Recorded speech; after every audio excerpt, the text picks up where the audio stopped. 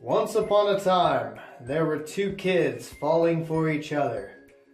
One could say, Cupid sunk an arrow right in their hearts. Wait a minute. Cupid's arrows could not cause binary explosions, and our hearts, though pumping oxygen, do not carry the right fuel needed.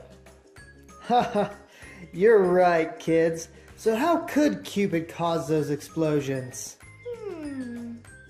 You see, kids, for love to come so suddenly and rapidly, there are two chemicals needed for combustion: fuel and oxygen. We breathe oxygen and your breath smells explosive. Why, you little cherubs of audacious comment-making... Yes, oxygen, like what you needed to utter that slanderous comment. The fuel releases energy when it reacts. The oxidizer provides the oxygen atoms that the fuel needs in order to react. In your fireplace, the wood is the fuel and the air around us is the oxidizer. So my fireplace is gonna explode? Not likely. You see, the reactions in your fireplace aren't quick enough to cause major explosions. Only tiny little soothing crackles as the fuel, wood, is consumed. So how did Cupid make that heart explode? Love, hope, ammonium nitrate, the size of unconditional devotion.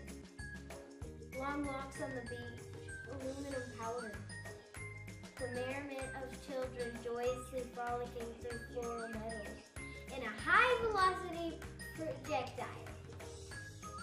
Ew! Wait, what? When mixed together, the components need a certain level of energy to set off the reaction. This is my show? Okay. Reaction. In the case of combustible love, that comes from the kinetic energy of a fast-moving projectile. Oxygen atoms leaves nitrate and binds to aluminum atoms to form aluminum oxide.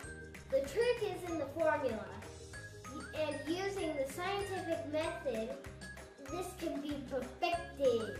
Yes, science! Y equals 0.05x. Y is aluminum powder, and X is ammonium nitrate. A U.S. cup has 406 grams of ammonium nitrate. A U.S. teaspoon has 13.3 grams of aluminum. 406 times 0.05 equals how much aluminum we need. You mix them together and guess? No. Wait. Holy